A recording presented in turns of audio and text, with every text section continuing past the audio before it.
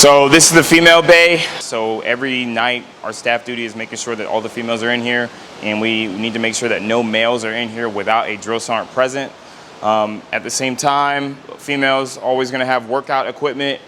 We have kettlebells over here, pull-up bar, hex bar, the mat for some stretching at night. We have this here usually for the bench press, but as long as they're using the equipment to what it's supposed to be doing, that's all that we care about. Moving on, the bunks, we are constantly changing how the bunks are set up. There is new regulation coming down with the separate, or keeping a separate and safe environment, which is like 3 feet around everybody. You have enough space to kind of operate for yourself, as well as in the morning when you need to go do your hygiene, and trainees aren't breathing on top of each other, making sure that this place can stay as safe and clean as possible. That way that the bacteria that may form from, after a long day of sweating, it doesn't start just, making everybody sick. Initially, when you do get here, you will be inclined to being more sick, only because you're sticking 60 different people from all walks of life, all parts of the country, the world, into one room.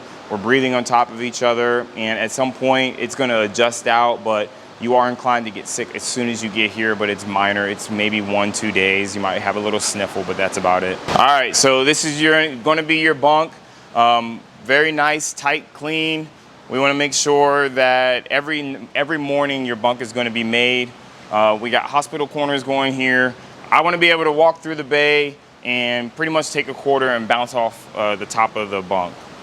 This is the beginning and start of like discipline. All right, so if we could start our day with just a small amount of discipline, meaning if I got to wake up 15 minutes earlier than the time that's allotted for me, just so I know I have enough time to make sure that my bunk looks good, that is the start of forming a good foundation for discipline. So these are your weapons racks. We have transitioned from usually keeping the weapons in here every night to locking them in their safe every night. But when we do have time where we come up here for classroom training, and we have all of our weapons with us and we need them out of the way, you will be using these weapons racks to store your weapons. There's numbers on top that also label exactly where your weapon's supposed to be going. That way it's easier for you to put them in and then bring them right back out. Board behind me, usually this is how we do our classroom time. We'll bring everybody on this side of the kill zone, get them in the middle, and this is where we teach all of our drills. This is where we teach all of our like on paper kind of stuff that you need to know heading through basic training, especially for all the testing that's going to be involved towards the end of your cycle. All right, so this is your latrine. There's going to be multiple depending upon your base setup. This is exactly where you're going to be doing all your hygiene for the morning. Everybody just kind of stacks in here before you have to get down to first formation. For males, you got to do a lot of shaving. For females, you might have to put your hair up. Latrines are always kept clean. We want to make sure that they're cleaned every morning. The trash is taken out. These are your showers. We want to make sure that the showers are dry every single night. The showers are not allowed to be used after lights out. That way we can ensure that the water is draining and everything is going to be dry. That way we don't allow bacteria to just start growing around here. All right, so while you're here, you're going to be using a storage locker. This is where you're going to be able to keep all of your tactical gear that's given to you, along with your uniforms, whether that be OCPs or your PT uniform. Inside is going to be neatly stored. All right. That's not horrible. Yeah, I know, but it could be better. All right, so this is where you're going to be storing all of your tactical gear, uniforms, whether that be OCPs or your PT uniform. We have all personal hygiene stuff up here. Again, this is the female bay, so they have a little bit more items that they need to be able to maintain themselves than the males do.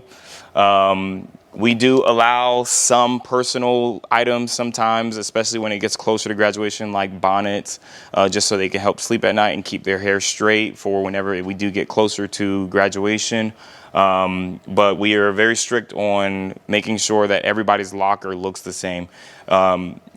It is very difficult sometimes when you got $30,000 worth of gear just stacked up in a locker, but the amount of space that's allotted to you, as long as it's neat and we all are on the same page as far as every locker looking the same, that's all we care about here. So all of your personal items, as far as you come here with luggage, which I don't recommend. All you need is a simple book bag, maybe one change of clothes, but by the time that you use that change of clothes, you're already going to be in your military uniform. We're going to take all of those bags, we're going to store them in our cage that's back here. And your cell phone is going to be separate from you. We store that actually in our supply room. So it's away, it's locked, it's safe. Nobody can get to it. If we do want to pull the cell phones out, it has to be signed out. There's a whole process for it. If there is ever a time where you do need something, whether that be paperwork or let's say a hygiene product that you brought with you that we allow, yes, we will allow you to get access to your bag, but it is very rare that you will see that bag from the first day that you get here and you turn it in all the way to family day / graduation for yourself. I got my head in the clouds, I don't wanna come down. I got 1, 2, 3 people doubting me now.